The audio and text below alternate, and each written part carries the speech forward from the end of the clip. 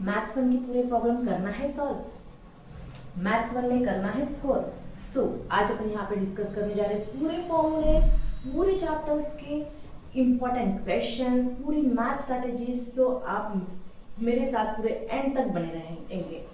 Hello everyone, I am Poonam Borikar and welcome back to Fly Academy. If you want to fly high, stuck to my channel. So, हम start करते हैं। सबसे पहले अपन first chapter लेंगे, that is the linear equation in two variables. आपको वहां से क्या आ सकता है, क्या क्या याद रखना है आपको, और कौन सा 1 मार्क्स के लिए आ सकता है, कौन सा 2 मार्क्स के लिए क्वेश्चन आ सकता है, कौन सा 3 मार्क्स के लिए, 4 मार्क्स के लिए, ऐसा अपन पूरा डिस्कस करने वाले हैं। सो प्लीज आप टिल द एंड बने रहेंगे, क्योंकि मैं यहाँ पे आपको सब बताऊंगी, मैथ्स की स्ट्रेटेजी बताऊंगी, आपको कैसे सॉल्व करना है, फर्स्ट स्टेप में क्या करना पड़ेगा, यहाँ पे क्या लिखना है, आंसर्स क्या लिखने हैं। So please till the end B with me, okay. So first you should know the general formula. क्या जनरल फॉर्मूला है लीनियर इक्वेशन का, linear equation in two variables का। सो मैंने ये आपको मेरे पहले वाले वीडियो में बता दी हूँ, आप आई बटन पे क्लिक कर सकते हो और आप पूरा डिटेल में वो वीडियो देख सकते हैं। सो मैंने आपको बताई कि लीनियर इक्वेशन क्या होता है। Linear equation general form, linear equation in two variables का जनरल फॉर्मूला क्या होता है, it's ax plus by plus c is equal to 0। ये आपका जनरल फॉर्मूला हो गया, ओके। जहां पे क्या होता है, a and b is not equal to 0। अगर देखो मैंने ये सब बता दी हूँ आपको, अगर a भी 0 रहेगा, b भी 0 रहेगा, तो बस आपका कांस्टेंट बचने वाला, दैट इज द c। ये लीनियर इक्वेशन नहीं बनेगा। अगर मैं बोल रही हूँ कि आपका b 0 है बट a 0 नहीं है, ये आपका लीनियर इक्वेशन बनेगा। ये आपको अगर b 0 बना तो आपका इक्वेशन क्या बचेगा, ax प्लस c, वो आपका लीनियर इक्वेशन रहेगा। But it is not the linear equation in two variables, क्योंकि आपका एक वेरिएबल यहाँ से निकल जाएगा, इसलिए आपको linear equation in two variables चाहिए। So you should know that a and b should not equal to 0, मतलब a भी 0 नहीं चाहिए और b दोनों भी एक साथ 0 रहना इम्पॉसिबल है, वो 0 नहीं रह सकते। कोई भी एक भी, मतलब दोनों भी एक साथ भी नहीं रहना चाहिए और कोई भी एक भी नहीं रहना चाहिए। मतलब क्या होगा, एक भी 0 रहा तो आपका लीनियर इक्वेशन तो बनने वाला है, अभी बताई मैंने, लीनियर इक्वेशन तो बनेगा, लेकिन वो बनेगा linear equation in one variable. So ये आपका एक जनरल फॉर्मूला होगा। यहाँ से क्वेश्चंस देखो कैसे पूछ सकते हैं। मेन अपना ये है कि अभी यहाँ से जनरेट कैसे होगा, एमसीक्यूज में एक क्वेश्चन जनरेट हो सकता है, या फिर आपको मैसी फॉर्म देके रहेगी, इक्वेशन का मैसी फॉर्म रहेगा, तो आपको क्या करना है, उसको जनरल फॉर्म में लिखना है। मतलब मैसी फॉर्म मतलब पहले y की वैल्यू पहले कांस्टेंट दिया रहेगा, और you know the general equation that is ax plus by plus c is equal to 0। तो इसको आप कन्वर्ट कर सकते हो। अगर इज इक्वल टू की इस साइड में कुछ टर्म्स होगी तो आप इधर लेके जाओ, तब यहाँ पे माइनस साइन होगी तो वो साइड में वो प्लस बन जाएगा, इधर अगर प्लस होगा तो इधर जाके वो माइनस बन जाएगा। सो आप ऐसा टाइप का इससे क्वेश्चन जनरेट हो सकता है, वो आपका 1 मार्क्स के लिए कैरी हो सकता है। सो आप ये याद रखो, ये आप स्कोर कर सकते हो। अभी नेक्स्ट है simultaneous linear equation in two variables. Simultaneous आपको मैंने ये भी आपको मेरे वीडियोस में दिखाई देगा, आप आई बटन पे क्लिक कीजिए, इसके बारे में भी आपको डिटेल्स मिल जाएंगे, क्योंकि मैंने ये 2 टॉपिक्स लिए हैं। अभी देखो साइमल्टेनियस लीनियर इक्वेशन कैसा सॉल्व करना है। जैसे फॉर एग्जाम्पल मेरे पास 2 इक्वेशंस होंगे, 2 linear equations in two variables, 2 linear equation in two variables होंगे फॉर एग्जांपल। हाँ, और यहाँ पे एक बात बताना है मुझे कि अगर आपको एक क्वेश्चन होगा कि a 2x square plus 3 is equal to 4y, sorry 4x, this is a linear equation, okay. So ये लीनियर इक्वेशन है क्या, ऐसा क्वेश्चन आएगा, is this linear equation? You will say no, because the power of x should the power of x is what, 2। याद रखना हमेशा कि linear equation में क्या होता है, power of x and y, power of x and y हमेशा 1 रहता है।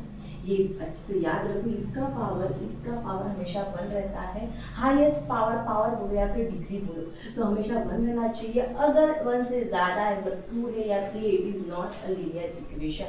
Means the degree of the variable should be 1। ये इम्पॉर्टेंट है कि ये 1 रहना चाहिए।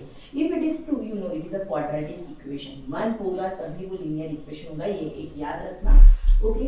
अभी हम देखते हैं simultaneous linear equation. Simultaneous linear equation का कोई प्रॉब्लम आता है तो आपको 2 इक्वेशंस दिए रहेंगे। फॉर एग्जांपल अगर ऐसा इक्वेशन दिया है आपको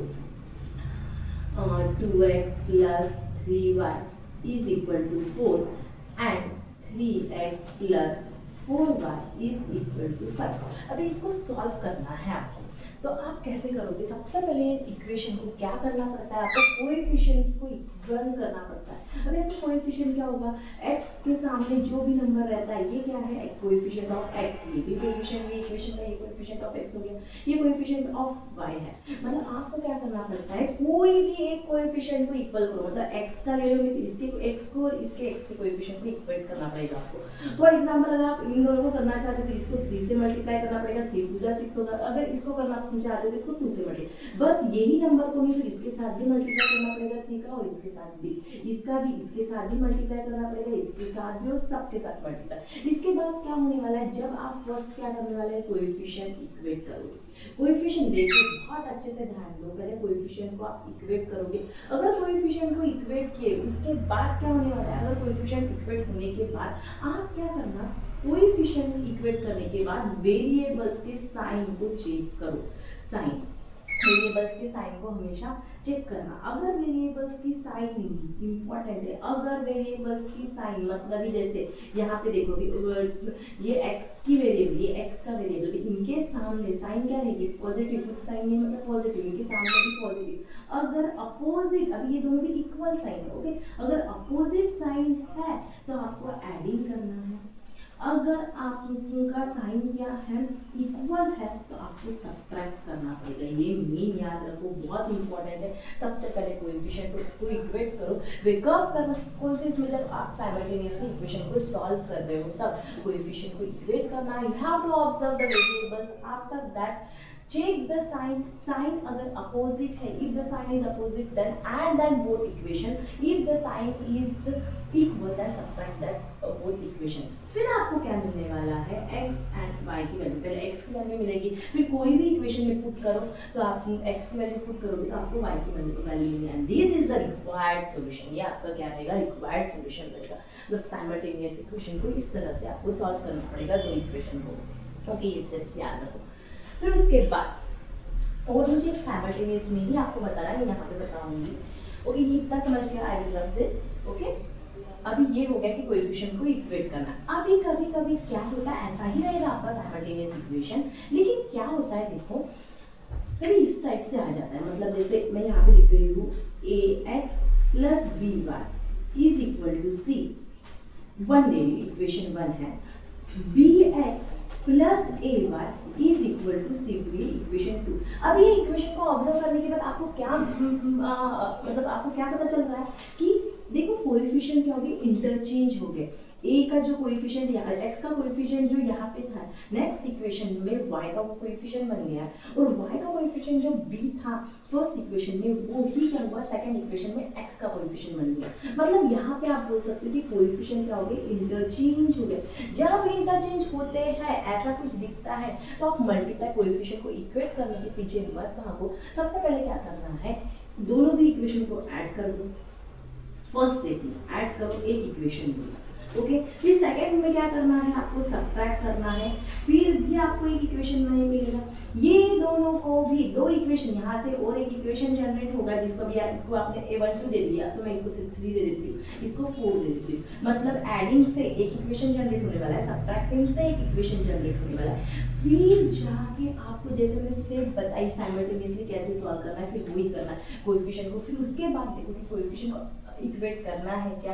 फिर उसके बाद कोएफिशिएंट इक्वेट करने के बाद ऑब्जर्व द साइन, अगर इक्वल साइन है तो सब्ट्रैक्ट करना है, अगर आपकी साइन अपोजिट है तो एडिंग करो। मतलब ये दोनों पे आप मल्टीप्लिकेशन मतलब कोएफिशिएंट को इक्वेट मत करने के पीछे मत भागना जब भी आपका इंटरचेंज हो रहा है। सबसे पहले इक्वेशन को ऐड करो, सब्ट्रैक्ट करो, दो इक्वेशन फॉर्म होगा, उसके बाद अभी आप कोएफिशिएंट को इक्वेट कर सकते हो और आप सॉल्व कर सकते हो। मतलब आपको समझना है इसको कैसे सॉल्व करना है, क्योंकि ऐसे टाइप का भी क्वेश्चंस आ सकता है। और ये जब आपको क्वेश्चंस आएंगे साइमल्टेनियसली 3 मार्क्स के पास 3 मार्क्स का क्वेश्चन रह सकता है। ओके, सो प्लीज़ उसको प्रॉपरली सॉल्व करना ये क्वेश्चन को, क्योंकि साइमल्टेनियस में क्वेश्चन बनने वाले हैं। अगर नहीं बनना तो आपका वर्ड प्रॉब्लम में बनेगा, क्योंकि बहुत इंपॉर्टेंट है ये स्टेप्स आना आपको साइमल्टेनियस इक्वेशन सॉल्व करना। ओके, मतलब आपको समझ रहा है कोएफिशिएंट को इक्वेट करना जरूरी है। कोएफिशिएंट को इक्वेट करो, फिर उसके बाद ऑब्जर्व क्या करना, next step sign. Sign equal है देन सब्ट्रैक्टिंग, साइन अपोजिट है then adding, then you will get the solution that is X and Y की वैल्यू आपको मिल जाएगी। ओके, इतना समझ गया। अगर आपने मेरे चैनल को सब्सक्राइब नहीं किया होगा तो प्लीज़ सब्सक्राइब कीजिए, वीडियोस को लाइक कीजिए, बेल आइकन पे क्लिक कीजिए, ताकि आपको मेरे नोटिफिकेशंस मिलते रहेंगे। और आप एंड तक बने रहिए, क्योंकि मैं पूरे चैप्टर्स के इंपॉर्टेंट फॉर्मूलेस, मैथ स्ट्रेटेजी आपको यहाँ पे बताने वाली हूँ, इसलिए प्लीज़ आप देखते रहिए वीडियो को। ओके, अभी नेक्स्ट देखते हैं ग्राफिकल मेथड। अभी ग्राफिकल मेथड सब बोलेंगे वाह वेरी इजी मेथड, हाँ इजी मेथड है, मैं भी बोलती हूँ कि it's a easy method. But आप जब ग्राफ प्लॉट करते हो तो बराबर से इक्वेशंस मेंशन करो। जब लाइन आप अभी जैसे आपको ऐसे ही 2 टाइप की इक्वेशन दिए रहेंगे, आप क्या करते हो, पहले चार्ट बनाते हो। चार्ट में क्या करते हो, आप एक्स एंड वाई की वैल्यू निकालते हो, बराबर है। मतलब आप पहले एक्स को, जैसे कभी आप एक्स को अपनी वैल्यू मतलब जैसे 0 पकड़ ले तो उससे आप वाई की वैल्यू निकालोगे, x इक्वल टू 1 रखोगे तो वाई की वैल्यू, ऐसे बना के आप चार्ट बनाते हो। फिर आप क्या करते हो, ग्राफ प्लॉट करते वक्त आप यहाँ पे नंबरिंग देते हो, यहाँ पे भी नंबरिंग दे देते हो, और जैसे x 0 लेके देखते हो, फिर y पे प्लॉट करते हो, फिर ऐसे करके आप पॉइंट्स को प्लॉट करते हो। पॉइंट्स प्लॉट करने के बाद क्या होता है, आप लाइंस ड्रॉ करते हो। जैसे मुझे ऐसे 2 लाइंस मिल रहे हैं, 2 इक्वेशन से 2 लाइंस मिल रहे हैं, तो ये मेरी एक लाइन हो गई, दिस इज 1 लाइन मेरी, जब मैंने ग्राफ प्लॉट किया, और ये मेरी दूसरी लाइन होगी जब मैंने ग्राफ प्लॉट की। तो अभी जो इंटरसेक्शन मिलता है इन दोनों का, ये आपका सॉल्यूशन बनता है, बराबर है। ये आप प्लॉट कर दे, लेकिन फिर भी आपको पूरे मार्क्स नहीं मिलते हैं। क्यों नहीं मिलते हैं, देखो अभी आप ये तो बराबर से ड्रॉ कर देते हो, इतना हो गया, ये भी वैल्यूज, लेकिन आप क्या करते हो, मेंशन यहाँ पे एक्स एक्सिस मेंशन नहीं करते, ये सिली मिस्टेक्स नहीं करते हो आप लोग। ये वाई एक्सिस यहाँ पे मेंशन नहीं करते हो, यहाँ पे आप ओरिजिन मेंशन नहीं करते हो। और मेन चीज जो आपको मेंशन करनी है, ये जो लाइन है यहाँ पे इक्वेशंस लिखना, ये कौन सी इक्वेशन की लाइन है और ये कौन सी इक्वेशन की लाइन है, ये इक्वेशन लिखना बहुत जरूरी होता है। और फिर आप यहाँ पे जो आप स्केल बोलते हो, आप स्केल कभी ग्राफ प्लॉट करते हो तो स्केल लिखते हो, तो स्केल लिखना जरूरी है। यहाँ पे लिखो scale on both axes, okay, 1 cm is equal to 1 unit. ये लिखना बहुत ज़रूरी है। मतलब जब भी आप ग्राफ प्लॉट कर रहे हो तो आप लाइंस पे, जो लाइंस आ रही है उस पर उनकी इक्वेशंस मेंशन करना बहुत ज़रूरी होता है, और ये आपके स्केल लिखना बहुत ज़रूरी होता है। तब जाके आपको अगर 3 मार्क्स का क्वेश्चन है तो पूरे 3 मार्क्स डेफिनेटली आपको मिलेंगे। लेकिन ये सिली मिस्टेक्स आप बिल्कुल नहीं करना। एक्स एक्सिस शो करो, वाई एक्सिस, ओरिजिन शो करो, स्केल लिखो, इक्वेशंस लिखो, और जो पॉइंट्स आते हैं यहाँ पे कोई 2 कॉमा, यहाँ पे आपको मिल रहा है 2,3 मिल रहा है, तो आप बराबर से वहाँ पे 2,2 लिखो, और फिर आंसर में लिखो 2,3 इज द रिक्वायर्ड सॉल्यूशन। ये आपका क्या था, रिक्वायर्ड सॉल्यूशन था। सो यहाँ पे लिखना लास्ट में 2,3 is the required solution of the given 2 linear equation, of the given 2 linear equation, ऐसे लिखना है आपको। मतलब यहाँ पे आपने देखे हैं 3, जहाँ पे आपके मार्क्स कवर हो जाएंगे। उसके बाद है डिटर्मिनेंट। डिटर्मिनेंट का क्वेश्चन 1 मार्क्स के लिए आ सकता है, सो अच्छे से ध्यान दो। आपका कैसे बनेगा डिटर्मिनेंट्स, देखो अभी जैसे मिला है A B C D, okay. अभी डिटर्मिनेंट फाइंड करना मतलब क्या होता है, ध्यान दो। कोई भी क्या करता है, कभी कभी इनका मल्टीप्लिकेशन करते हैं, बराबर से मल्टीप्लिकेशन करो। A का मल्टीप्लिकेशन B के साथ होता है और B का मल्टीप्लिकेशन C के साथ होता है, हमेशा याद रखना। कोई इन दोनों का मल्टीप्लिकेशन करता है, इनका मल्टीप्लिकेशन, कोई तो इन दोनों का करके रखता है, प्लीज। और कोई करता प्रॉपर है, लेकिन पहले ये टर्म लिखते हैं फिर बाद में ये टर्म। तो सबसे पहले आपको क्या करना है, A, यू नो कि अल्फाबेट A सबसे पहले आता है, सो A इंटू D करो, क्रॉस में करना है आपको, ये याद रखो कि क्रॉस में करना है। तो सबसे पहले क्या आएगा, is equal to A into D minus, ये साइन याद रखना, माइनस B इंटू C, ऐसा डिटर्मिनेंट फाइंड करते हैं। ओके, AD इन दोनों का मल्टीप्लिकेशन, और बीच में उनके मल्टीप्लिकेशन करने के बाद उनके प्रोडक्ट को आपको क्या करना पड़ेगा, सब्ट्रैक्ट करना पड़ेगा। सो समझ रहा है, ये हो गया आपका डिटर्मिनेंट। उसके बाद determinant method and Cramer's rule बहुत इंपॉर्टेंट है, ये भी अच्छे से करो आप लोग। इसका क्वेश्चन भी 3 मार्क्स के लिए बन सकता है। ओके, ये 1 मार्क्स के लिए क्वेश्चन रह सकता है, ये इसका क्वेश्चन बन सकता है आपका 3 मार्क्स के लिए। और आपका जो साइमल्टेनियस इक्वेशन रहेगा, अगर ये थोड़ा सा आपका डिफिकल्ट रहेगा तो 3 मार्क्स के लिए रहेगा, थोड़ा इजी रहेगा तो उसका क्वेश्चन 2 मार्क्स के लिए बनेगा। ओके, और इसके ऊपर हाँ, और स्टूडेंट्स अगर आपको एक्टिविटी वाले क्वेश्चन आ रहे हो प्लीज इसको पूरा करेक्ट सॉल्व करो, क्योंकि उसके पूरे मार्क्स रहते हैं, क्योंकि आधी वो सॉल्व ही रहती है, बाकी तो आपको सॉल्व करने रहते हैं और आपको पूरा कंसेप्ट क्लियर हो जाता है। एक्टिविटी मतलब क्या है, थोड़े से ब्लॉक्स आपको करना है। सो प्लीज एक्टिविटी वाला क्वेश्चन डेफिनेटली पूरे स्कोर मिलना चाहिए उसमें, ऐसा डेफिनेटली सॉल्व करो उसको। ओके, उसके बाद अगर देखते हैं grammar rule important, again one of the important rule that is a determinant method या फिर ग्रामर रूल। देखो इसमें भी आपको क्या रहेगा, 2 इक्वेशंस। देखो मैं 2 इक्वेशंस लिख रही हूँ यहाँ पे। इक्वेशन में समझो a1x plus b1y plus c1 is equal to 0, a2x plus b2y plus c2 is equal to 0। ऐसे मेरे 2 इक्वेशंस है। अभी मुझे d फाइंड आउट करना है, मुझे फाइंड आउट करना है dx dy, ये फाइंड आउट करना है। तो देखो जब भी मैं d फाइंड आउट करूंगी, देखो d कैसा फाइंड आउट करना पड़ेगा। डी अभी आपके इक्वेशन ऐसे रहेंगे, a1x plus b1y plus c1 is equal to 0। ये आपने यहाँ पे मेंशन कर देते इज इक्वल टू के इस साइड में ये लिख लेते c1 is equal to c2 लिख लेते। अगर इस टाइप से होगा तो कैसे देखोगे, डी की जो वैल्यू आप फाइंड करने वाले हो तो वो क्या रहने वाली है, a1 b1 a2 b2, मतलब आपको x और y की कोएफिशिएंट्स लिखना है जब आप d की वैल्यू फाइंड करो। ध्यान दो, okay, a1 b1 a2 b2 x और y की coefficient a1 b1 a2 b2, ये हो गया आपका d। ओके, आपने d फाइंड कर दी। उसके बाद आपको फाइंड आउट करना है dx। अभी dx कैसे फाइंड आउट करते हैं, तो क्या करो, कोएफिशिएंट x के कोएफिशिएंट को छोड़ दो। ओके, इसको मत पकड़ो, फिर जाना है तो पहले यहाँ से c1 से यहाँ पे, मतलब कैसा, सबसे पहले यहाँ पे आएगा c1 c2, फिर उसके बाद आएगा x में कोएफिशिएंट नहीं चाहिए आपको b1 b2। ओके, इससे आप dx फाइंड करोगे। अभी आपको पता है डिटर्मिनेंट कैसे फाइंड करना है, क्रॉस में यहाँ पे भी a1 b2 minus b1 a2 करोगे, यहाँ पे भी c1 b2 minus b1 c2 करोगे, मतलब आपको इससे वैल्यूज मिल जाएगी, d की वैल्यू dx की वैल्यू। अभी यहाँ से आप फाइंड आउट करोगे dy कैसे करना है, अभी dx में आपने x को छोड़ दिए थे, x के कोएफिशिएंट को, यहाँ पे y के कोएफिशिएंट को छोड़ दो। वैसे आपका dy कैसे बनेगा, a1 a2 c1 c2।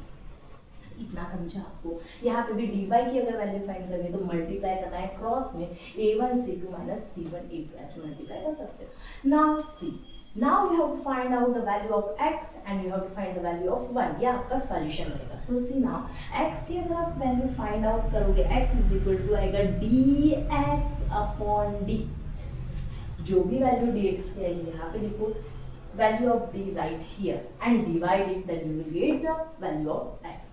After that find the value of y. How you will find? Y is equal to dy upon d.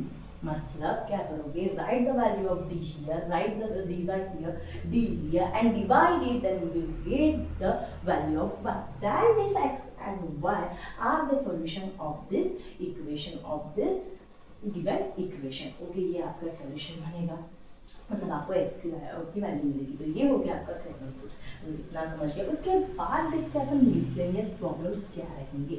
Miscellaneous problems मतलब क्या होता है, थोड़ा सा हाई लेवल वाला प्रॉब्लम, जो कभी कभार 4 मार्क्स के लिए भी पूछ सकते हैं और 3 मार्क्स के लिए भी पूछ सकते हैं। ओके, अगर थोड़ा ज़्यादा डिफिकल्ट रहेगा तो 4 मार्क्स के लिए चला जाएगा वो प्रॉब्लम। ओके, तो फिर देखो मिसलेनियस प्रॉब्लम में क्या हो सकता है, अगर इक्वेशन ऐसा दिया हो आपको, a upon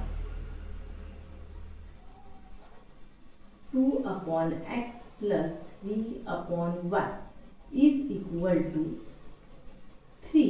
Second equation 4 upon x plus 5 upon y is equal to 4. अब ये आप इसको कैसे सॉल्व करोगे, तो देखो आप थोड़ा सा इक्वेशन को हमेशा ऑब्जर्व करना, ठीक है। तो अभी जब आप इसको सॉल्व करोगे तो आप एक चीज देख रहे हो क्या, दोनों भी इक्वेशन में डिनोमिनेटर में वेरिएबल्स दिए, in this equation also and this equation also the variables are in denominator. So what you can do now, see here, अभी ये 2 मतलब 2/x मतलब ही मैं ऐसा लिख सकती हूँ 2 इंटू 1/x, 3/y मतलब ही वो क्या रहेगा 3 into 1/y is equal to 0. Here also I can write like this only. 4 is what 1/x, 4 into 1/x, 5 into 1/y is equal to 4. Okay, now see मैं अभी क्या करूँगी, ये 1/x जो है 1/y है, इसके लिए एक वेरिएबल यहाँ पे सब्स्टिट्यूट करूँगी. So I will say that 1/x is equal to, C है, आप कोई भी वेरिएबल्स ले सकते हो. ओके, 1/x मतलब कोई भी वेरिएबल्स, मतलब x और y को छोड़ के 1/x की जगह कोई भी दूसरा वेरिएबल पुट करो, a b c d, लेकिन x और y को छोड़ दो क्योंकि आपको ये कंफ्यूज होगा. तो आप 1/x मतलब ही समझो मैंने a ले ली और 1/y मतलब ही क्या ले लिए b, सब्स्टिट्यूट कर दिया अपन ने. तो अभी कैसा होने वाला है देखो, तो क्या बनेगा, इक्वेशन क्या बनेगा, 2 1/x मतलब a था, 2a plus 3b is equal to 3 and 4a plus 5b is equal to 4. अभी देखो ये इक्वेशन इसके तरह दिख रहा है आपको. सो आप अभी साइमल्टेनियसली सॉल्व कर सकते हैं इक्वेशन को, और आप क्या करो, कोएफिशिएंट को इक्वेट करो. आफ्टर इक्वेटिंग द कोएफिशिएंट, कोई भी वेरिएबल के कोएफिशिएंट को x के करना हो तो x के करो, y के करना तो आपकी इच्छा. ओके, और फिर उसके बाद observe the signs. Sign observe करने के बाद जैसे अभी समझो मेरा यहाँ पे माइनस साइन होता था, तो मैं क्या करती थी, इसके कोएफिशिएंट को इक्वेट कर देती थी इसके कारण, क्योंकि यहाँ पे भी मुझे मल्टीप्लाई करना है, यहाँ पे भी मुझे मल्टीप्लाई करना पड़ता है. सो अगर अभी यहाँ पे प्लस ही होता था तो मैं क्या करती थी, इसको 4 कर देती थी, क्योंकि इसमें मुझे कुछ भी एक्शन लेनी पड़ती थी क्योंकि ऑलरेडी 4 था, बस इसमें मल्टीप्लाई करना है. तो मल्टीप्लाई करती थी, इसको 4 बनाती थी. देन देखो इसकी साइन को ऑब्जर्व करो, यहाँ इसके सामने भी प्लस है, इसके सामने भी प्लस है, साइन क्या है, इक्वल है, then you have to subtract. Sign equal है मतलब आपको सब्ट्रैक्ट करना है. ओके, अगर साइन अपोजिट है तो आपको ऐड करना है. अगर यहाँ पे 3 होता है, फॉर एग्जाम्पल अगर यहाँ पे 3 होता था तो मैं क्या करती हूँ, यहाँ पे माइनस की साइन होती थी. अभी मुझे कोएफिशिएंट को क्या करना है, इक्वेट करना था. यहाँ पे 3 है और यहाँ पे माइनस की, तो मैं क्या करती थी, ये कोएफिशिएंट को इक्वेट करती थी b वाले कोएफिशिएंट. अगर मैंने b वाले कोएफिशिएंट को इक्वेट करती थी तो क्या होता था, यहाँ पे साइन इक्वल तो डायरेक्ट मुझे ऐड करना पड़ता था. एडिंग सब्ट्रैक्टिंग से थोड़ा सा इजी होता है, इसलिए इसके कोएफिशिएंट को इक्वेट कर देते थे अपन, और फिर डायरेक्ट एडिंग करके आप एक वैल्यू मिलती थी और एक वैल्यू a की मिलेगी आपको, एक वैल्यू आपको मिलेगी b की. तो ये एक वैल्यू a की और b की यहाँ के पे पुट करना है आपको x और y की वैल्यू, क्योंकि आपका मेन मोटो क्या है, you have to calculate the values of x and y and that is your solution, because equation में x और y प्रेजेंट है. अगर दूसरा वेरिएबल जो इक्वेशन में प्रेजेंट है उसकी वैल्यूज निकालनी है आपको. सो ये तो अपन ने कंसीडर की है, अपन ने तो कंसीडर की है x by y is equal to a and y 1/y is equal to b. इसलिए आपको a की वैल्यू मिलने के बाद ये यहाँ पे पुट अप करनी है जो भी वैल्यू, और x और y की वैल्यू निकालना इंपॉर्टेंट है, तभी जाके आपको पूरे मार्क्स देंगे. तो ये हो गया. ऐसे टाइप के आपके थोड़े मिसलेनियस प्रॉब्लम होते हैं, जैसे फॉर एग्जाम्पल और एक ले लेती हूँ, ये एक टाइप का हो गया, ये थोड़ा इजी फॉर्म वाला मिसलेनियस था जो फर्स्ट ली थी मैंने. लेकिन कभी कभी क्या होता है, देखो ऐसे टाइप का भी आ जाता है, जैसे 2/x plus y.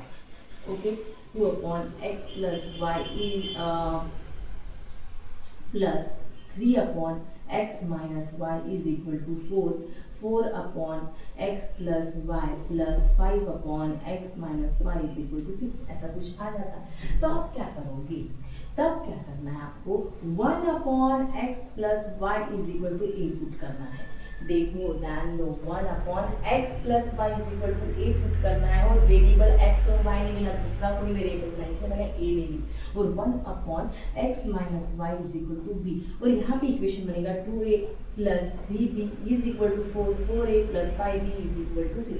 फिर उसके बाद आपको जैसे साइमल्टेनियस इक्वेशन सॉल्व करना वैसे ही करना, लेकिन वहाँ से आपको किसकी वैल्यू मिलेगी, a और b की, जो यहाँ पे पुट करके आपको x plus y एक इक्वेशन मिलेगा, यहाँ पे भी x minus y का इक्वेशन आपको मिलेगा, और आपको उसको साइमल्टेनियसली जैसे सॉल्व करते थे वो मिलेगा, वैसा इक्वेशन जनरेट होगा, और वहाँ से आपको x और y की वैल्यू निकालनी पड़ेगी.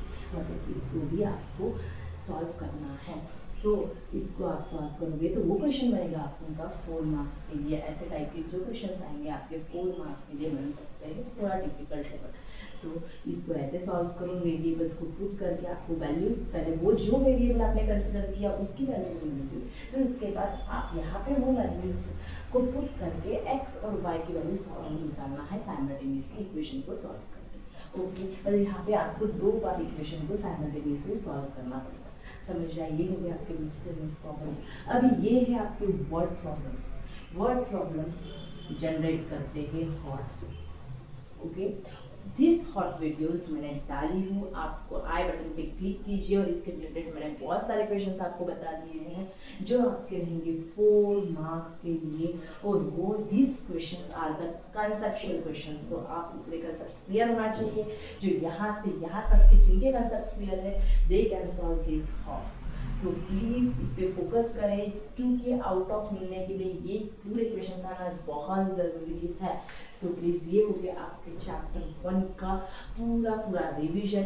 सो प्लीज़ ये पूरे टॉपिक्स रिवाइज कीजिए। ये रिवाइज कर दोगे तो आपको अच्छे से ये भी प्रॉब्लम्स आप सॉल्व कर पाओगे। सो ये प्रॉब्लम्स अगर आपको देखना है तो प्लीज़ मेरे वीडियोज़, ओल्ड वीडियोज़ है, मैंने हॉट्स वीडियोज़ डाली हूँ, आप उसको देख लो, watch that videos and you can solve the problems easily. Hello students, now we will see the second chapter's important question. Now we will see the chapter number 2, important formulas and important strategy and the question which will come in the exam. So सबसे पहले देखो, जैसे अपन ने linear equation in 2 variables में general formula देखा था linear equation का, वैसे ही ये आपका सेकंड चैप्टर कौन सा है, क्वाड्रेटिक इक्वेशन। ये है आपका क्वाड्रेटिक इक्वेशन। अभी ये याद रखो आप कि लीनियर इक्वेशन और क्वाड्रेटिक इक्वेशन में कंफ्यूजन मत रखना, क्योंकि फर्स्ट क्या होता है लीनियर इक्वेशन में, मतलब क्या होता है कि जो भी एक्स और वाई जो वेरिएबल्स प्रेजेंट रहेंगे उसका डिग्री या फिर उसका पावर क्या रहेगा, 1 रहेगा। लेकिन क्वाड्रेटिक इक्वेशन में जो भी आपका पावर रहेगा, हाईएस्ट पावर विल बी 2 इसका। तो जब भी आपको जनरल फॉर्मूला मिलता है, देखो यहाँ पे ax² + bx + c = 0, और लीनियर इक्वेशन इन 2 वेरिएबल्स था, 2 वेरिएबल्स मतलब वहाँ पे x और y दोनों वेरिएबल्स। जब भी आप वर्ड प्रॉब्लम भी सॉल्व करोगे और फर्स्ट चैप्टर के लीनियर इक्वेशन के वहाँ पे 2 वेरिएबल्स को लेना बहुत ज़रूरी है। मतलब जैसे लेंथ और ब्रेड का, लेंथ x लोगे तो ब्रेड को y लेके ऐसे करके आपको सॉल्व करना पड़ेगा। लेकिन यहाँ पे जब भी क्वाड्रेटिक इक्वेशन के क्वेश्चंस देखोगे आप तो वेरिएबल एक ही है, ध्यान दो, यहाँ पे भी x है और b के साथ भी x है। बस आप याद रखो कि जो पावर रहने वाला हाईएस्ट पावर हमेशा क्वाड्रेटिक इक्वेशन का 2 रहना चाहिए। अगर हाईएस्ट पावर जैसा भी बोल रही हूँ कि यहाँ पे a0 बन जाएगा, तो जब भी a0 बनेगा तो इक्वेशन क्या रहेगा, bx + c, और ये लीनियर इक्वेशन में कन्वर्ट हो गया। इसलिए कभी भी यहाँ पे ये इम्पोर्टेंट है कि जो भी स्क्वायर वाली टर्म है वो 0 नहीं रहेगी। अगर 0 रही तो अभी बताइए इसमें क्या कंडीशन आएगी, it will be a linear equation. So a should not be 0 here. If a will be 0 then it will convert to linear equation.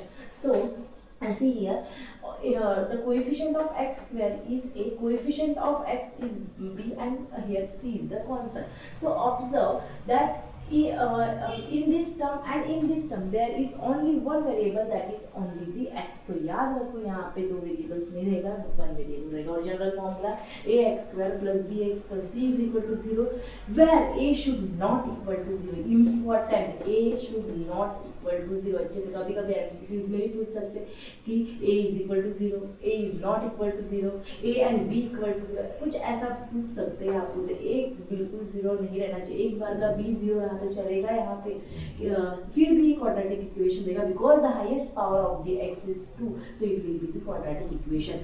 But this term will be 0, that it will not be a quadratic equation. Okay, understanding so general formula। उसके बाद अपन देख रहे हैं roots.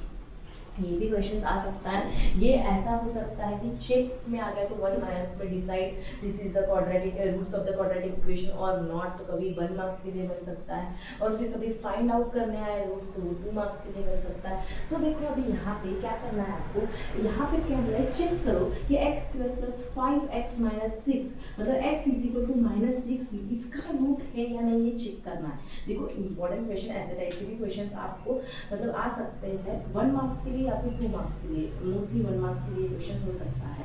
Okay, सो देखो यहाँ पे x = -6 ये equation जो मेंशन है इसका रूट है या नहीं, आपको फाइंड आउट करना है।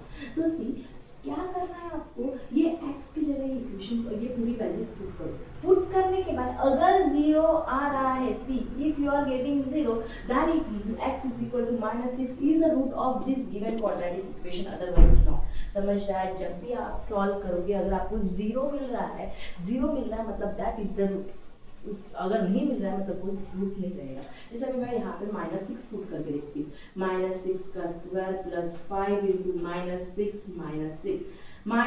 का square, A negative square of any negative number is positive, तो -6 का स्क्वायर का मतलब 36 प्लस इंटू माइनस, -6 5 जा 30 -6, see -30 -6 will be -36, this will be 36, -36 will be 0।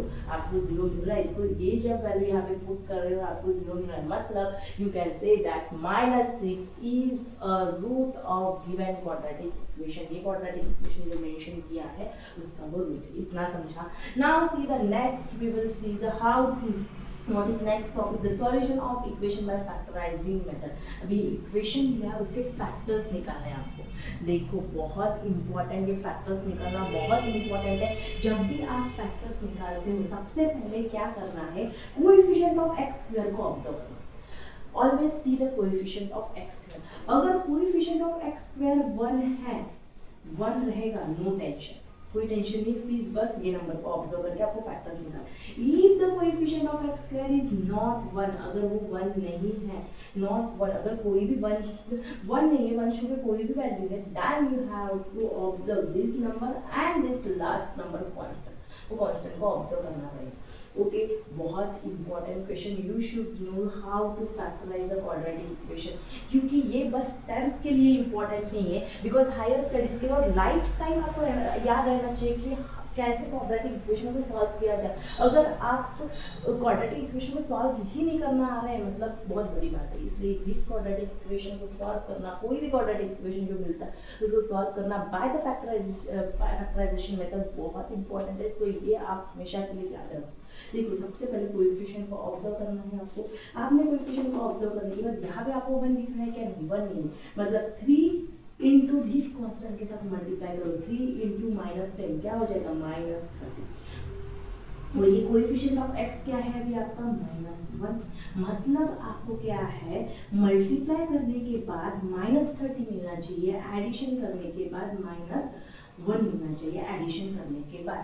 Multiply करने के बाद माइनस टर्म है, मतलब आपको समझना है कि एक नंबर माइनस और एक नंबर पॉजिटिव डेफिनेटली रहने वाला है, क्योंकि आपको पता है प्लस इंटू प्लस करोगे तो प्लस होता है, माइनस इंटू माइनस करोगे तो प्लस होता है। मतलब दोनों भी नंबर पॉजिटिव नहीं रहना चाहिए, दोनों भी नंबर नेगेटिव नहीं रहना चाहिए। अगर आपको प्रोडक्ट नेगेटिव चाहिए तो यहाँ पे प्रोडक्ट नेगेटिव मतलब 1 number will be positive and 1 number will be negative. अभी कौन सा नंबर पॉजिटिव रहेगा और कौन सा नेगेटिव रहेगा? देखो अभी प्लस के बाद आपको -1 मिल रहा है, -1 में मतलब नेगेटिव साइड वाला नंबर, ऑब्वियस है बिगर नंबर आपका अभी क्या रहने वाला है? नेगेटिव रहने वाला है, और स्मॉलर नंबर पॉजिटिव होता है। एक नंबर नेगेटिव और एक नंबर पॉजिटिव, लेकिन कौन सा नंबर नेगेटिव रहने वाला है? जो बड़ा नंबर रहेगा, बिगर नंबर रहेगा वो नेगेटिव रहेगा। अभी देखो अगर मैं मल्टीप्लाई करने के बाद मुझे ऐसा 30 मिलना चाहिए, ऐसे दो नंबर है मेरे पास, 6 5 जा 30 होता है।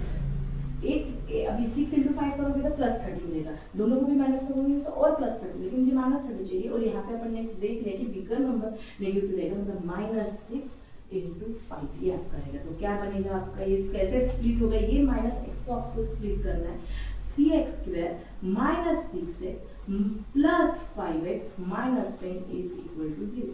अगर यहाँ से क्या कॉमन निकालोगे? 3x, 3 2 6 होता है, 3x को कॉमन निकालोगे, बचा गया x -2।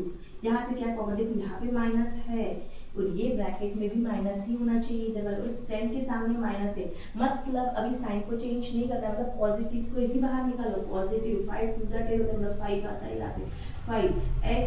अभी आपने पॉजिटिव बाहर निकाला तो साइन चेंज होने वाला, लेकिन -2 इज इक्वल टू 0। यहाँ से अभी क्या रहने वाला है आपका? x, मतलब क्या सॉल्व करोगे आप? यहाँ पे x -2 ब्रैकेट में है, वही जो रिमेनिंग है 3x + 5 इज इक्वल टू 0। मतलब इसके बाद क्या लिखना है आपको? इसके बाद क्या करोगे? x -2 इज इक्वल टू 0 और 3x plus 5 is equal to 0, मतलब x की वैल्यू क्या आएगी आपकी 2 आएगी और x की वैल्यू यहाँ पे क्या आएगी, पहले 5 इधर चले जाएगा, प्लस 5 का माइनस 5 बनेगा, 3 मल्टीप्लिकेशन में डिनोमिनेटर में चला जाएगा, -5/3। तो ये फैक्टर्स ऐसे सॉल्व, ये 2 मार्क्स के लिए क्वेश्चन बनेगा आपका। ओके, प्लीज़ ऐसे टाइप्स के क्वेश्चन को प्लीज़ स्किप मत करना, अच्छे से सॉल्व करो, क्योंकि ये अभी 10 के हिसाब से ही पढ़ाई नहीं करना। सो आप स्टडी करो, हायर स्टडीज़ के हिसाब से स्टडी करना चाहिए कभी भी, क्योंकि ये आपको अभी नहीं आएगा तो बाद में भी आपको अदर क्लासेस बहुत डिफिकल्टीज जाएगी। सो ये बहुत इंपॉर्टेंट है, इसको अच्छे से याद रखो। अभी कभी कभी क्या होता है, मैम हमको तो नहीं आते रूट्स निकालना, ऐसा भी होता है। सो इसके लिए भी आपके पास एक सॉल्यूशन है। अगर आपको इससे अगर नहीं जमता है सो फॉर्मूला मेथड है, जो x की वैल्यू आपको देगी -b plus minus under root of b square minus 4ac upon 2ac। मतलब एक यहाँ पे देखो 2 है, मतलब -b प्लस से एक आपका बनेगा, -b माइनस से एक रूट बनेगा, मतलब एक रूट को आप अल्फा नाम देते हो और एक रूट को आप बीटा नाम दे दो। ओके, तो अगर आपको इससे नहीं जम रहा है, मतलब नहीं फाइंड आउट करना आ रहा है, 2 नंबर्स रूट्स फाइंड आउट नहीं करने आ रहे हैं आपको, तो आप ये वाला इक्वेशन इससे भी सॉल्व कर सकते थे। मतलब आपकी ये कौन सी वैल्यू बनती थी, ये वैल्यू a की बनती थी, ये यहाँ पे इसके सामने वाली b की, और ये वाली आपकी c की, माइनस के साथ लिखना है, साइन के साथ, और यहाँ पे सब्स्टिट्यूट कर दो वो पूरी वैल्यूज, तो आपको यही 2 वैल्यूज मिलेगी, x is equal to 2 and x is equal to -5। ये आपका आंसर आएगा यहाँ पे। ओके, मतलब अगर आपको इससे नहीं आ रहा है, 2 नंबर्स फाइंड आउट करने नहीं आ रहे, तो आप इससे भी निकाल सकते हैं। इसको बोलते हैं formula method to find out the factors, to find out the roots of the quadratic equation। Okay, मतलब ये बहुत इंपॉर्टेंट फॉर्मूला है, क्योंकि क्या होता है, जैसा सामने चलते वर्ड प्रॉब्लम सॉल्व करो, तो वर्ड प्रॉब्लम्स में कभी कभी क्या होता है, रूट्स इतने डिफिकल्ट रहते हैं, कभी कभी होता है, सबको होता है कि बहुत बड़े नंबर्स है, अभी इनका, अभी यहाँ पे बड़ा नंबर होगा, यहाँ पे इनका मल्टीप्लिकेशन करेगा तो बहुत बड़ा नंबर आ रहा है, तो क्या होता है, वो 2 नंबर्स फाइंड आउट करना बहुत डिफिकल्ट जाते हैं। ओके, इजी इक्वेशन है तो यू कैन फाइंड, बट थोड़ा सा लेंदी नंबर मिल गया तो इक्वेशन का रूट्स फाइंड करना थोड़ा प्रॉब्लम हो जाएगा, डिफिकल्टीज हो जाएगी। So you can use this formula method, इसलिए ये फॉर्मूला हमेशा याद रखो, जिससे आपको 2 रूट्स मिल जाएंगे, अल्फा और बीटा। या फिर आप मतलब ये x की वैल्यूज मिलेगी, एक प्लस लेके सॉल्व करना है, माइनस लेके। ओके, समझ गए, ये है आपका फॉर्मूला मेथड। अब इसके बाद nature of the roots of quadratic equation, again important term, MCQs में आ सकता है, आपका 2 मार्क्स के लिए भी आ सकता है, 1 मार्क्स के लिए भी आ सकता है। तो अब देखो, डिस्क्रिमिनेंट अगर फाइंड आउट करना है, मतलब सब बस आपको डिस्क्रिमिनेंट फाइंड आउट करना है, तो 1 मार्क्स के लिए क्वेश्चन आएगा। सो डिस्क्रिमिनेंट मतलब क्या होता है, डेल्टा, जिससे डिनोट करते हैं डेल्टा, ये साइन मतलब होती है आपकी डेल्टा वाली साइन। जो क्या फॉर्मूला है इसका, b square minus 4ac equation रहेगा इस टाइप का, कैसा भी इक्वेशन जहाँ से आपको पहले a की वैल्यू निकाल दो, b की वैल्यू निकाल दो, c की भी वैल्यू निकाल दो, और उसके बाद आप फाइंड आउट करोगे discriminant, that is called as the delta. देखो, इसके पहले अपन देखे थे डिटर्मिनेंट, अभी ये है डिस्क्रिमिनेंट। बहुत सारे स्टूडेंट्स ये 2 में कंफ्यूज हो जाते हैं, प्लीज कंफ्यूज मत होना। This is a discriminant, discriminant is nothing but the delta, and delta value is b square minus 4ac। Okay, तो यहाँ से आप क्या करोगे, डेल्टा की वैल्यू फाइंड करोगे। अभी जब डेल्टा 0 है, मतलब रूट्स कैसे रहने वाले हैं, रूट्स आपके रहेंगे रियल एंड इक्वल, मतलब 2 जो x की वैल्यू मिलेगी आपको, वो समझ जाओ आपको उनका इक्वल वैल्यूज मिलेगी x की आपको, मतलब अल्फा और बीटा की वैल्यू जो रहेगी वो इक्वल रहेगी। अगर डेल्टा इज ग्रेटर देन 0, अगर डेल्टा ग्रेटर देन 0, रूट्स आपके रियल ही रहेंगे लेकिन अनइक्वल रहेंगे, लेकिन क्या रहेंगे आपके रूट्स अनइक्वल रहेंगे। और डेल्टा इज लेस देन 0, मतलब ही रूट्स क्या रहेंगे, नॉट रियल। नॉट रियल मतलब ही होता है इमेजिनरी रूट्स रहेंगे। ओके, ये कंडीशंस भी, ये आपको एमसीक्यूज में भी आ सकता है। अगर डेल्टा 0 है तो रूट्स कैसे रहने वाले, अगर आपको कभी कभी क्वेश्चन में दिया रहेगा roots are real and equal, तो ऐसा कुछ मेंशन रहेगा तो पहले b square minus 4ac is equal to 0 करके आप किसी की भी वैल्यूज फाइंड आउट कर सकते हो। जैसे आपको समझो यहाँ से b की वैल्यू नहीं दी है और उन्होंने बोला है कि equation having the real and equal roots, तो आपके माइंड में आ जाए अच्छा रियल एंड इक्वल है, मतलब मैं डिस्क्रिमिनेंट इज इक्वल टू 0 लेके सॉल्व कर सकता हूँ, मतलब मेरा b की वैल्यू, क्योंकि आपके पास a की भी वैल्यू है, c की भी वैल्यू, आपको निकालना है b की वैल्यू और आपको इक्वेशन को लिखना है, आपको निकालना है b की वैल्यू। अगर मैंने और वहाँ पे मेंशन है कि roots are real and equal है, मतलब ही डिस्क्रिमिनेंट 0 बराबर है डिस्क्रिमिनेंट मतलब ही डेल्टा जीरो मतलब B square minus 4ac zero. तो यहाँ पे ए की वैल्यू पुट करो, सी की वैल्यू पुट करो और बी स्क्वायर की मतलब बी की वैल्यू निकाल दो और फिर आपका आंसर आ जाएगा। तो ऐसे टाइप से क्वेश्चन थोड़े हो सकते हैं। ओके, यही समझ गया। उसके बाद है relation between alpha and beta. Alpha and beta are the two roots of the quadratic equation. Equation के टू रूट्स होते हैं। अब अगर क्या होता है, देखो कभी कभी क्या होता है, आपको अल्फा और बीटा इसकी वैल्यू दी रहती है और वो बोलते हैं कि क्वाड्रेटिक इक्वेशन फॉर्म करो। अल्फा और बीटा की वैल्यू दी रहती है, क्वाड्रेटिक इक्वेशन फॉर्म करने के बोलते हैं। तो अल्फा और बीटा के टर्म में क्वाड्रेटिक इक्वेशन ये होता है। अगर आपको अल्फा और बीटा की वैल्यू दी है और क्वाड्रेटिक इक्वेशन, आपको ये क्वेश्चन आ सकता है, बहुत इंपॉर्टेंट है ये इस टाइप का क्वेश्चन। ओके, और ये आपका 2 मार्क्स के लिए रहेगा। तो आपको सबसे पहले अल्फा और बीटा की वैल्यू जब दिए तो पहले आपको अल्फा प्लस बीटा निकालना पड़ेगा। उसके बाद alpha into beta find out करो, अल्फा प्लस बीटा और अल्फा इंटू बीटा। फिर उसके बाद आपको लिखना है equation. We know that in terms of alpha and beta the quadratic equation is given as, कैसे दिया जाता है, X square minus alpha plus beta into X plus alpha into beta is equal to 0। इस form में दिया। तो आपने जो वैल्यू निकाली है यहाँ पे पुट करो, उसके सामने एक्स लिख लो प्लस अल्फा इंटू बीटा की जो वैल्यू आपने निकाली है यहाँ पे is equal to 0 and this is the required quadratic equation. Last में लिख लेना, मतलब ये अल्फा प्लस बीटा की वैल्यू क्या है, minus B upon A. Alpha into beta की वैल्यू क्या है, सी अपॉन ए। बहुत अच्छे से याद रखो, क्योंकि कभी कभी 2 रूट्स दिए रहते हैं, आपको इक्वेशन फॉर्म करना रहता है। कभी कभी प्रूफ दैट में भी आता है, these are the 2 equation that prove this. ऐसे भी मैंने हॉट्स में लिए हुए ऐसे टाइप के question, so you can watch my video. आप आई बटन पे क्लिक कीजिए प्लीज, एंड रिलेटेड आपको वीडियोस मिल जाएंगे। ऐसे टाइप के मैंने हॉट्स में क्वेश्चन डाली हूँ।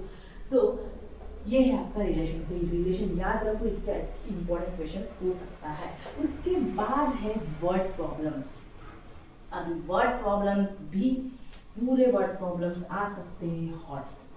So this word problems I have taken in my old videos. आप मेरे ओल्ड वीडियोज देख सकते हो, जहाँ पे आपको आई बटन दिख रही होगी, आई बटन पे क्लिक कीजिए और आपको मेरे हॉट्स क्वेश्चंस मिल जाएंगे, जहाँ पे पूरे वर्ड प्रॉब्लम्स हैं। यहाँ पे याद रखो, अभी इसके पहले भी फर्स्ट चैप्टर में भी अपने वर्ड प्रॉब्लम्स देखे हैं। ओके, वर्ड प्रॉब्लम्स था वहाँ पे भी टॉपिक। तो एक याद रखो, मैं दोनों में थोड़ा सा आपको डिस्टिंग्विश करना चाहती हूँ कि फर्स्ट जो लीनियर इक्वेशन में थे और ये आपके क्वाड्रेटिक इक्वेशन। लीनियर इक्वेशन में एक्स एंड वाई का पावर 1, क्वाड्रेटिक इक्वेशन में X and Y sorry only X का पावर 2। तो जब भी क्वाड्रेटिक इक्वेशन टाइप से आपको प्रॉब्लम सॉल्व करना होगा तो वेरिएबल एक ही रहना चाहिए, कोई भी वाई और एक्स हो। लेकिन जब आप लीनियर इक्वेशन इन 2 वेरिएबल्स वाले क्वेश्चंस पे सॉल्व करोगे, so let this will be X and this will be Y, ऐसा कुछ लिख के आपको 2 वेरिएबल्स लेके आपको सॉल्व करना पड़ेगा। और मोस्टली फिर उसके बाद आपको साइमल्टेनियसली फिर इसका उसमें सब्स्टिट्यूट करके ही सॉल्व करना पड़ेगा। और यहाँ पे मोस्टली जब आप क्वाड्रेटिक इक्वेशन वाला सॉल्व कर रहे हो तो यहाँ पे फैक्टराइजेशन आएगा। ओके, ये याद रखो, जब लीनियर इक्वेशन से सॉल्व करें तो साइमल्टेनियसली आपको सॉल्व करना पड़ेगा and you have to find the value of X and Y, this is the required solution. यहाँ पे बस आपको आपका मेन मोटो, क्योंकि एक ही वेरिएबल, तो एक ही वेरिएबल की आपको वैल्यू मिलेगी और वो 2 फॉर्म में मिलेगी।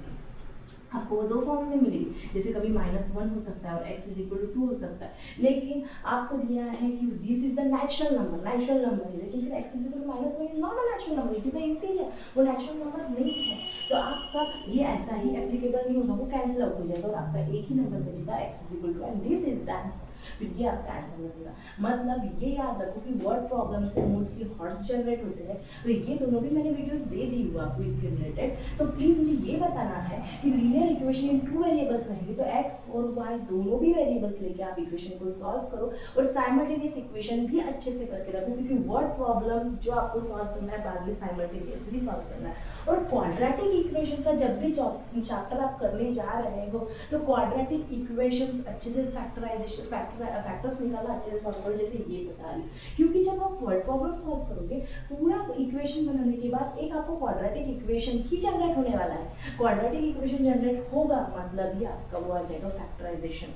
वहाँ पे फैक्टर्स निकालना डेफिनेटली निकालना ही पड़ेगा, इसलिए साइमल्टेनियस एंड फैक्टराइजेशन बहुत अच्छे से करो। अगर फैक्टराइजेशन जब नहीं जानता, नंबर्स को फाइंड आउट करना नहीं जानता, तो फॉर्मूला मेथड याद रखो। ओके, सो ये बहुत इंपॉर्टेंट है, थोड़ा ये याद रखो, क्योंकि क्या होता है आपको कि मोस्टली इस पर बहुत ज़्यादा आ सकता है रियल एंड इक्वल।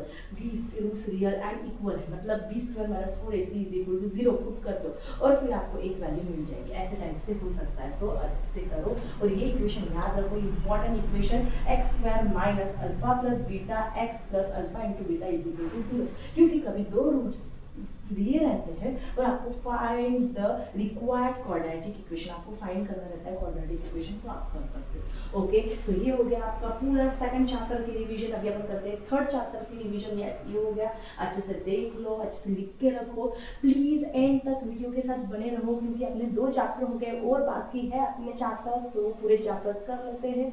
अपन अभी थर्ड चैप्टर देखेंगे। चलो आज अपन डिस्कस करते हैं अरिथमेटिक प्रोग्रेशन मैथ्स 1 का थर्ड चैप्टर। अभी मैंने 2 चैप्टर्स डिस्कस कर दिए हैं, वहां पे भी मैंने सब इम्पोर्टेंट जो क्वेश्चन थे, इम्पोर्टेंट फॉर्मूले वो सब बता दी हूँ आपको। अभी ये भी वीडियो में अपन अरिथमेटिक प्रोग्रेशन का पूरा इम्पोर्टेंट फॉर्मूले, इम्पोर्टेंट स्ट्रैटेजी, क्या आ सकता है एग्जाम में, आपको क्या करके जाना है, वो सब बताने वाली हूँ। तो आप लास्ट तक मेरे वीडियो के साथ बने रहिए। Hello friends, I am Poonam Borikar, welcome back to Fly academy.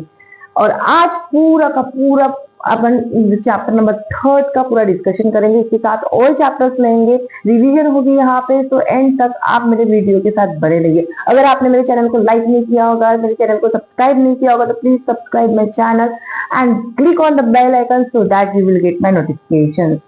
तो यहाँ पे फर्स्ट अपन डिस्कस करने जा रहे हैं व्हाट इज अरिथमेटिक प्रोग्रेशन। देखो अपने शॉर्ट में देखेंगे सब कुछ। तो अरिथमेटिक प्रोग्रेशन मतलब क्या होता है, what is arithmetic progression. Arithmetic progression एक सीक्वेंस होता है। वो कैसा सीक्वेंस रहेगा, ऐसा सीक्वेंस जहां पे जो आपका डिफरेंस रहने वाला है, डिफरेंस जो रहेगा वो कॉमन रहेगा। जैसे फॉर एग्जाम्पल आप हमेशा लिखते हो, आपकी तो आप कॉमन सीरीज पता है 1 2 3 4 5 6, ये आपकी कॉमन सीरीज है। So this series in arithmetic progression, yes. Why it is in arithmetic progression?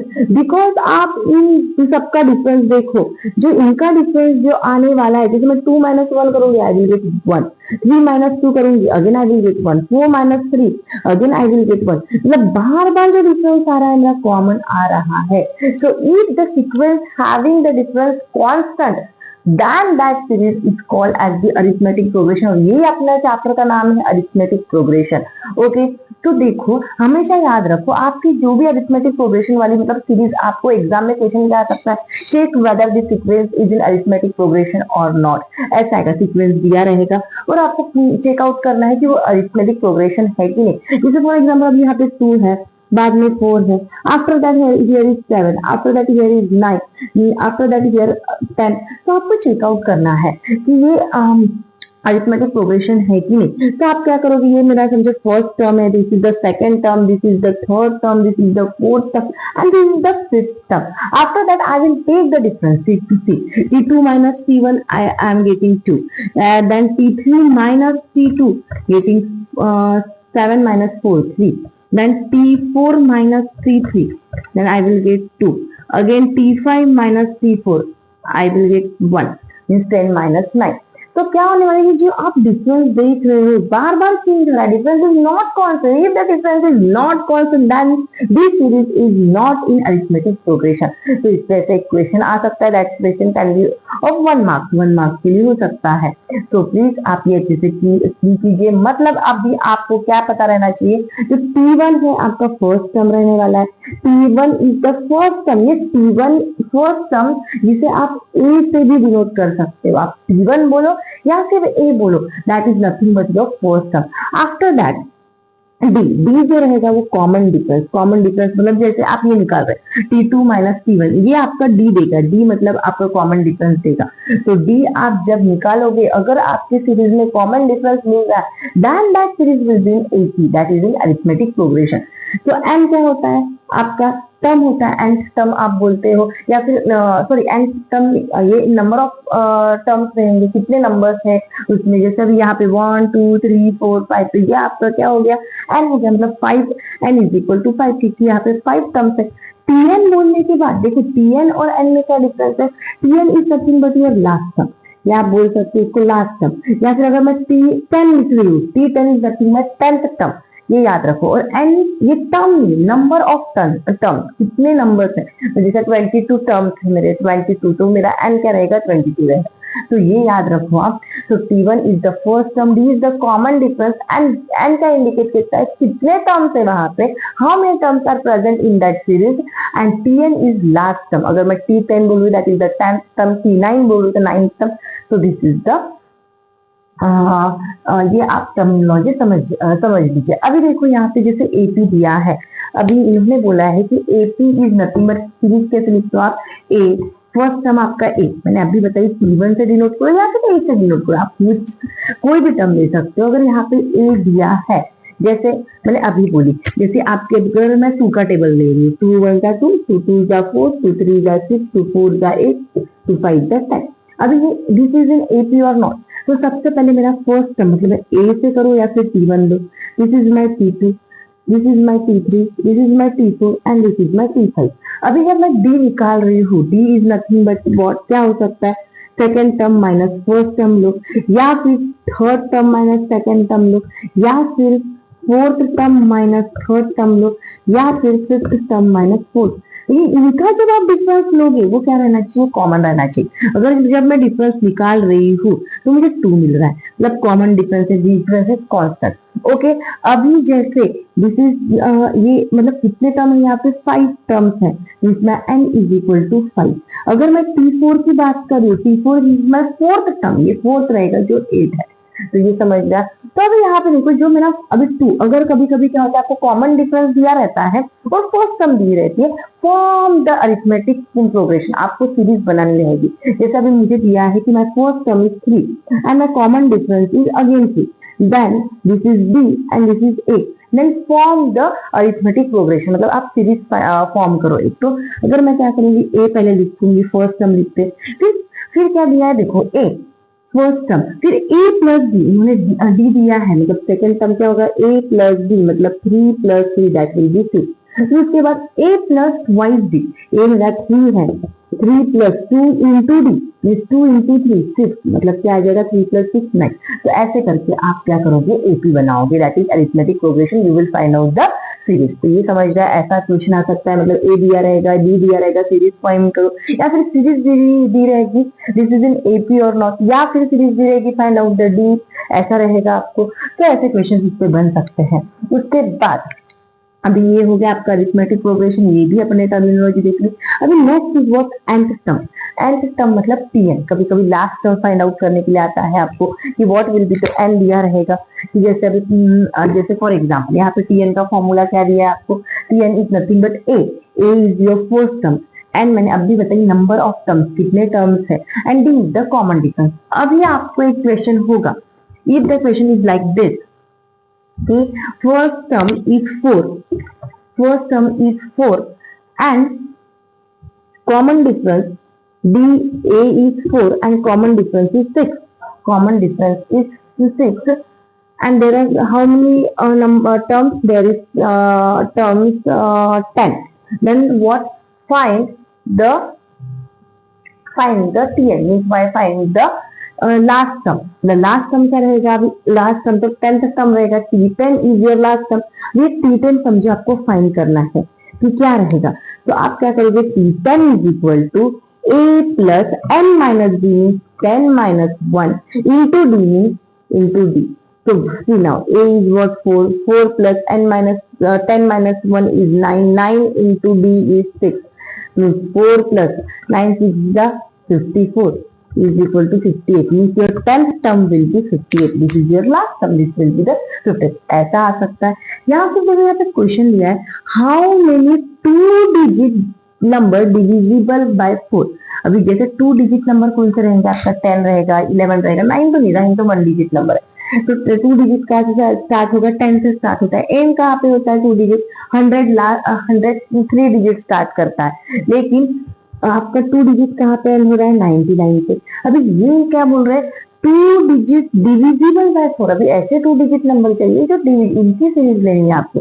मतलब 10 के बाद क्या आता है, 11 भी 4 के टेबल में आता है, 10 भी 11 12 बात है, तो 12 इज योर फर्स्ट टर्म, ऐसे करने के बाद आफ्टर 12 16, आफ्टर 16 20, ये सब 4 के टेबल में आते हैं। और 99 तो 4 के टेबल, आपको 2 डिजिट ही चाहिए, तो 99 तो 4 के टेबल में नहीं आता है। 99 के पहले क्या आता है 98, 98 भी नहीं आता है 4 के टेबल में। फिर उसके बाद आता है 97, 97 तो बिल्कुल नहीं आएगा, because 7 is the odd number, 4 के टेबल में आ ही नहीं सकता। उसके बाद 96, 96 आता है 4 के टेबल में, तो 96 इज द लास्ट टर्म, मतलब ये आपका टीएन बन जाएगा। ओके, टीएन बन जाएगा और ये आपका ए बनेगा। मतलब आपका जो फॉर्मूला है टीएन, टीएन है आपके पास 96, ए है आपके पास first term that is the 12, तो आपको हाउ मेनी नंबर्स, वो नंबर्स कैलकुलेट करने की कितने नंबर्स है वो, तो आपको एन निकालना है, एन माइनस 1। और डी, अभी आपको पता है कि 4 से डिविजिबल हो रहा है, मतलब हमेशा कॉमन डिफरेंस जो कांस्टेंट डिजिट रहने वाला है, जो कांस्टेंट डी रहने वाला है आपका, दैट इज नथिंग बट 4, वो 4 रहने वाला, तो यहाँ पे 4 लिख लो। फिर अभी क्या होगा देखो, 96 इज इक्वल टू, कैसे सॉल्व करोगे, प्लस 4 इंटू एन माइनस 4 करोगे। अब ये 4 माइनस, अभी यहाँ पे सॉल्व करती, 96 इज इक्वल टू 12 माइनस 4 कितना हो जाएगा, 8 हो जाएगा, प्लस 4 एन ले लो, 8 को इधर ले लोगे तो क्या होने वाला है, ये माइनस हो जाएगा, प्लस 8 है, इधर जाने के बाद माइनस 8 हो जाएगा, तो ये आ जाएगा आपका 88 इज इक्वल टू 4n। तो n की वैल्यू क्या आ जाएगी आपकी 22। तो इस तरह से मतलब आपके कितने नंबर्स रहने वाले हैं, मतलब 2 डिजिट नंबर जो 4 से डिवाइड होते हैं, डिविजिबल है, वो कितने नंबर है, 22 नंबर्स आते हैं 2 डिजिट नंबर जो 4 से डिवाइड। तो ऐसे क्वेश्चंस बन सकते हैं, ये क्वेश्चंस आपको 2 मार्क्स के लिए आएगा। ऐसे टाइप के पूछेंगे तो 1 मार्क्स के लिए, ऐसे टाइप के पूछेंगे तो 1 मार्क्स के लिए, सीरीज फॉर्म करनी है आपको 1 मार्क्स के लिए, तो ये क्वेश्चन अच्छे से करके रखो। ओके, उसके बाद मतलब ये nth टर्म वाला हो गया, ये हो गया, एपी हो गया। अभी देखो sum of first n terms of an AP, मतलब सम मतलब आपको सबका एडिशन करना है, कितने सम, तो वो सम का एडिशन, अगर बहुत बड़ी सीरीज है आपकी 5 से 10 नंबर से, तो आप ऐड तो भी कर पाओगे, लेकिन अभी 100 नंबर से उसमें 200 नंबर उसको ऐड करोगे तो आपका टाइम जाएगा। तो एक फॉर्मूला, 2 फॉर्मूले बने हैं यहाँ पे, n is equal to n by 2 twice a plus n minus 1 into d, n is equal to n by 2 t1 plus tn। अभी भी बता रही हूँ, ए या फिर t1 आपका क्या रहने वाला है, फर्स्ट टर्म रहने वाला है। ओके, ये फर्स्ट टर्म रहेगा, डी आपका क्या बन रहा है, कॉमन डिफरेंस। ओके, जो आपका डिफरेंस हमेशा कांस्टेंट रहने वाला है, अगर एपी है तो डिफरेंस तो हमेशा कांस्टेंट रहने वाला है, अभी अपन देखे हैं।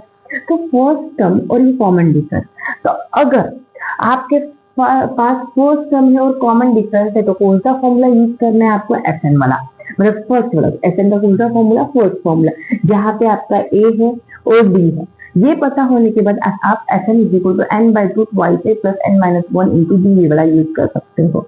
ओके, अगर आपको फर्स्ट टर्म तो पता है, मतलब आपका टी1 पता है और लास्ट टर्म भी पता है आपको, फर्स्ट टर्म और लास्ट टर्म, जैसे अभी अपने ये सॉल्व किए थे, जहां से आपको फर्स्ट टर्म और लास्ट टर्म पता था और डिफरेंस भी पता था, वहां पे आप कुछ भी यूज कर, अगर सम फाइंड करना था तो आप कोई भी फॉर्मूला यूज कर सकते थे, क्योंकि आपको एन, अगर एन निकाले थे आपने, एन भी था, फर्स्ट टर्म भी था, कॉमन डिफरेंस भी था, क्योंकि डिविजिबल बाय 4 बोलते हैं, डी था ही आपके पास, तो आप इससे भी निकाल सकते थे, इससे भी। लेकिन कभी कभी क्या होता है, आपको फर्स्ट टर्म दिया रहेगा लेकिन डी नहीं पता रहेगा आपको, और लास्ट टर्म दिया रहेगा, and they will say calculate the sum term calculate, आप ऐसे is equal to n by 2 t1 plus tn ये यूज करोगे, और इसके क्वेश्चंस आपके बन सकते हैं 3 मार्क्स के लिए।